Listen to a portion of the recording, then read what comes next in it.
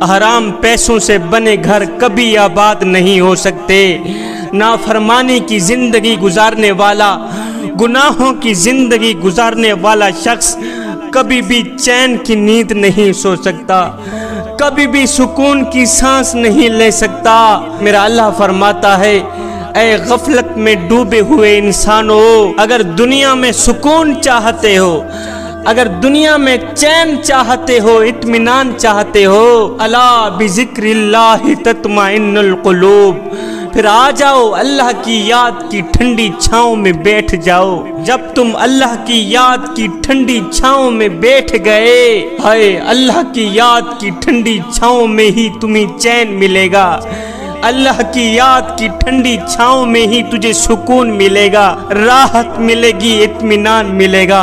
میرا اللہ فرماتا ہے، من اعرض عن ذکری فإن له معیشۃ ضنکا، فرمایا جو میری یاد سے منہ موڑ لے گا، جو میری یاد سے اپنا رخ پھیر لے گا تو میں اس کے سینے کو بند کر کے رکھ دوں گا۔ جو میری یاد سے منہ موڑ لے گا میں اس کے سینے میں گھٹن سی پیدا کر دوں گا۔ جب تمہارے سینے میں گھٹن سی پیدا ہو گئی تو پھر یاد رکھنا، پھر کوئی صورت، کوئی مورت، کوئی روپ، کوئی جان بھی تمہارا دل ہرگز نہیں بہلا سکے گی۔ اس گھٹن کو، اس سینے میں لگی ہوئی آگ کو جو چیز بجھا سکتی ہے وہ صرف اور صرف اللہ کی اطاعت کا ٹھنڈا پانی ہے، اللہ کی فرما برداری کا ٹھنڈا پانی ہے، اللہ کے عشق کا، اللہ کی محبت کا ٹھنڈا پانی ہے جو اس آگ کو بجھا سکتا ہے، جو اس گھٹن کو بجھا سکتا ہے۔ اس کے علاوہ اور کوئی چیز نہیں ہے جو اس گھٹن کو بجھا سکے۔ جوانو، ہر نافرمان شخص کے سینے میں ایک آگ بھڑکا دی جاتی ہے، ہر گنہگار شخص کے سینے میں ایک آگ بھڑکا دی جاتی ہے، ہر شرابی شخص کے سینے میں، ہر زانی شخص کے سینے میں ایک گھٹن سی آگ بھڑکا دی جاتی ہے۔ یہ اللہ کا نافرمان شخص، یہ گنہگار شرابی زانی اس آگ میں جلتا جلتا سلگتا سلگتا بے نشان ہو کر مر جاتا ہے، یہاں تک کہ اس کا نام و نشان بھی نہیں رہتا۔ جوانو، اس سے پہلے واپس آ جاؤ، واپس لوٹ آؤ، اس سے پہلے کہ زندگی کی شام ہو جائے۔ زندگی کی شام آنے سے پہلے اللہ کے ساتھ اپنا معاملہ درست کر لو۔ جوانو، نافرمانی میں تباہی کے سوا کچھ نہیں ہے، اللہ کی نافرمانی میں ہلاکت کے سوا کچھ نہیں ہے، آگ کے سوا کچھ نہیں ہے، گھٹن کے سوا کچھ نہیں ہے، اللہ کی نافرمانی میں بے چینی کے سوا کچھ نہیں ہے، اور سنو، اللہ کی فرما برداری میں کامیابی کے سوا کچھ نہیں ہے۔ میرا اللہ فرماتا ہے، اے بندے بتا تو صحیح، کیا میں نے تجھے بیکار پیدا کیا ہے؟ اور نادان، میں نے تجھے حضرت انسان بنا کر دنیا میں بھیجا تھا، حضرت کا لقب دیا تھا، اشرف المخلوقات پیدا کیا تھا، میں نے تجھے حضرت انسان بنا کر دنیا میں بھیجا تھا، اور تو کینوں سے بھی بدتر نکلا۔ میں نے تجھے کہا تھا اپنے دل میں دنیا کی محبت نہ آنے دینا، اپنے دل میں شیطان کو نہ بٹھائے رکھنا، اگر یہاں دنیا کی محبت آئے گی تو میری محبت نکل جائے گی۔ اے تو نے میری محبت کو نکال دیا، میرے رسول کی محبت کو نکال دیا، اور دنیا کی محبت کو تو نے یہاں سما دیا، اور تجھ سے بڑا نادان بھلا اور کون ہو سکتا ہے؟ اللہ فرماتا ہے، بندو مجھے ایک بات تو بتاؤ، کیا موت کے بعد تمہیں کوئی نہیں پوچھے گا؟ کیا قبر میں جانے کے بعد، مٹی میں جانے کے بعد، کیڑوں کی غذا بننے کے بعد تمہیں کوئی نہیں پوچھے گا؟ اب اس سوال کا کسی کے پاس کوئی جواب نہیں ہے، کوئی جواب نہیں ہے۔ پھر اس سوال کا میرا اللہ خود جواب دیتا ہے، فرماتا ہے، وَمَا خَلَقْتُ الْجِنَّ وَالْإِنسَ إِلَّا لِيَعْبُدُونَ، فرمایا میں نے تمہیں پیدا کیا ہے اور دیکھنا چاہتا ہوں کہ تم میرے بن کے چلتے ہو یا کسی اور کے بن کے چلتے ہو، تم میرے بن کے چلتے ہو یا دنیا کے بن کے چلتے ہو، تم میرے بن کے چلتے ہو یا شیطان کے بن کے چلتے ہو۔ اے گناہوں پہ گناہ کرنے والو، شراب پینے والوں، زنا کرنے والوں، حلال و حرام کی تمیز کیے بغیر خود اور اپنے بچوں کو کھلانے والوں، یہ مت سمجھنا کہ تمہارا رب سو گیا ہے، یہ مت سمجھنا کہ تمہارا رب سو گیا ہے۔ نہیں نہیں میاں، تمہارا رب تمہاری کرتوتوں سے باخبر ہے، تمہارا رب تمہاری کرتوتوں سے واقف ہے۔ یہ نہ سمجھنا کہ تمہارا رب کمزور ہو گیا ہے، سو گیا ہے۔ یہ ہرگز نہ سمجھنا کہ آبادی کی کثرت کی وجہ سے تمہارا رب گنتی نہیں کر سکے گا۔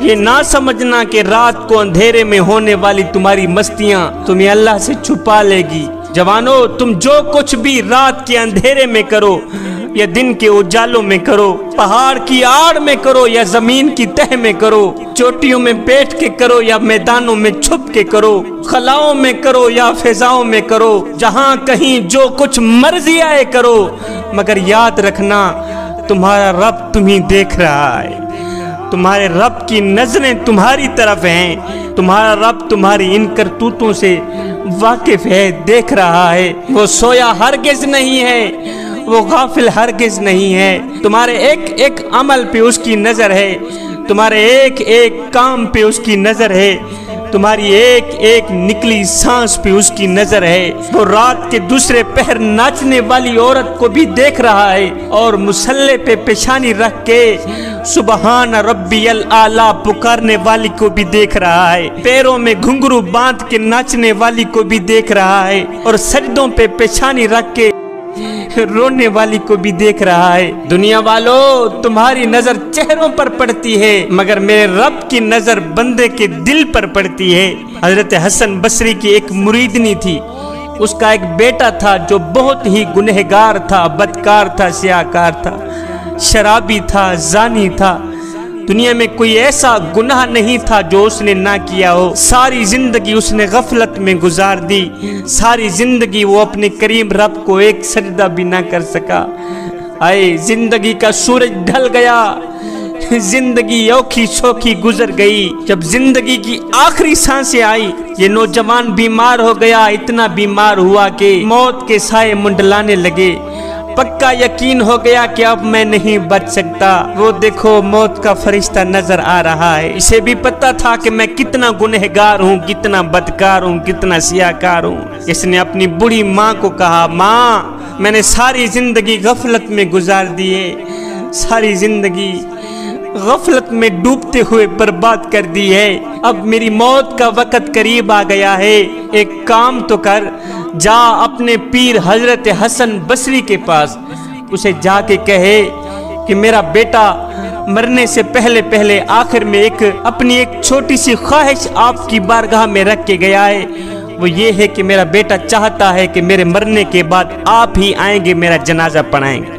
اماں جی، جب حضرت حسن بصری جنازہ پڑھانے آئیں گے تو یہ بھی ظاہر ہے کہ اس کے ساتھ اس کے مریدین و معتقدین بھی آئیں گے، اور باقی نہیں دو چار بندے اکٹھے تو ہو جائیں گے۔ نہیں تو میں گنہگار ہوں، بدکار ہوں، سیاہکار ہوں، اگر میں ایسے ہی مر گیا تو کوئی بھی میرا جنازہ پڑھنے نہیں آئے گا۔ یہ بڑی ماں اٹھی، دوڑتے ہوئے بھاگتے ہوئے گئی اپنے پیر کے پاس، حضرت حسن بصری کا جا کے دروازہ کھٹکایا۔ حضرت حسن بصری باہر نکلے۔ ہاں بڑھیا، کہا حضرت آپ کی بارگاہ میں ایک چھوٹی سی عرضی لے کے آئی ہوں، میرا بیٹا زندگی اور موت کی کشمکش میں ہے، وہ ابھی مرنے والا ہے، اس کی خواہش ہے کہ میرے مرنے کے بعد میرا جنازہ آپ ہی پڑھائیں گے۔ حضرت حسن بصری نے فرمایا، اوہ بڑھیا، میں تو تیرے بیٹے کا جنازہ ہرگز نہیں پڑھاؤں گا، تیرا بیٹا گنہگار ہے، بدکار ہے، سیاہکار ہے، گندا ہے، خلیز ہے، شرابی ہے، یہ ہے وہ ہے، اس نے ساری زندگی اپنی کریم رب کی ذات کو ایک سجدہ بھی نہیں کیا، میں تو اس کا جنازہ ہرگز نہیں پڑھاؤں گا۔ یہ سنتے ہی بڑھیا روتی ہوئی چیختی ہوئی واپس اپنے گھر میں آئی، دیکھا بیٹا زندگی اور موت کی کشمکش میں ہے، جا کر کہا، بیٹے کاش کہ اگر تو نے زندگی میں ایک اچھا عمل بھی کیا ہوتا، ایک نیک عمل بھی کیا ہوتا، آج میرے پیر و مرشد تیرا جنازہ پڑھانے سے انکار نہ کرتے۔ بیٹے تو نے ساری زندگی اللہ کی نافرمانی میں گزار دی۔ مرشد کے جنازہ نہ پڑھانے کی خبر سن کر یہ گنہگار شخص مرتے ہوئے بولا، کہا ماں مجھے ایک بات تو بتا. کہا جی بیٹے میں قربان تیری جوانی پر. کہا ماں مثال کے طور پر میرے مرنے کے بعد اگر اللہ تعالیٰ تجھے ایک پل کے لیے مہلت دے بھی دے کہ اے گنہگار کی ماں اگر تو چاہے اپنے بیٹے کو جنت میں بھیج دے اور اگر تو چاہے اپنے بیٹے کو جہنم میں ڈال دے تو کیا پسند کرے گی. ماں رو کر کہنے لگی بیٹے اگر اللہ مجھے ایک پل کے لیے بھی مہلت دے دے میں تو فوراً ہی جنت کے دروازے کھول کر تجھے جنت میں ڈال دوں گی, فوراً ہی تجھے جنت میں بھیج دوں گی. یہ سن کر بیٹا روتے ہوئے بولا ماں تو ایک ماں جتنا پیار کرتی ہے, تو ایک ماں جتنی محبت کرتی ہے مجھے جہنم میں ڈالنا گوارا نہیں کرتی, اور جو خدا جو رب مجھ سے 70 ماؤں سے بھی زیادہ محبت کرنے والا ہے وہ مجھے جہنم میں کیسے ڈال سکتا ہے. یہ کہتے ہی اس شخص کی روح پرواز کر گئی. ادھر سے حضرت حسن بصری سوئے ہوئے تھے. خواب میں کسی کہنے والے نے کہا او حسن بصری تو یہاں سویا ہوا ہے, اور جا میرا یار فوت ہو گیا ہے, جا کے اس کو غسل دے, اس کو کفن دے, اس کا جنازہ پڑھا. عرض کی وہ کون سا یار؟ کسی کہنے والے نے کہا تیری مریدنی کا بیٹا, وہ جو گنہگار تھا, بدکار تھا, سیاکار تھا. اوہ وہ تو شرابی تھا, وہ تو زانی تھا, آپ کا یار کیسے بن گیا؟ کہا یار اسی وجہ سے بنا ہے, وہ جنت کا حقدار اس وجہ سے بن گیا ہے کہ مرتے وقت اس کی زبان سے ایک جملہ نکلا ہے کہ میرا رب مجھ سے 70 ماؤں سے بھی زیادہ محبت کرنے والا ہے. اللہ اکبر, 70 ماؤں سے بھی زیادہ محبت کرنے والا. وہ گنہگار شخص میرے کرم کا سہارا لیتے مرا ہے, وہ گنہگار شخص میری رحمت کا سہارا لیتے مرا ہے, اور جو گنہگار بھی جو شخص بھی میری رحمت کا سہارا لیتا ہے, میرے کرم پہ نظر رکھتا ہے, میری رحمت پہ نظر رکھتا ہے, تو پھر میں اپنی رحمت کے صدقے اسے بخش نہ دوں, یہ میری رحمت گوارا ہی نہیں کرتی. ہے خشیت الہی میں آ کر خوف کی وجہ سے آنکھوں میں سے ایک آنسو نکلا تھا, ابھی ایک آنسو زمین پر نہیں گیا تھا, اللہ نے اس کی بخشش پہلے فرما دی.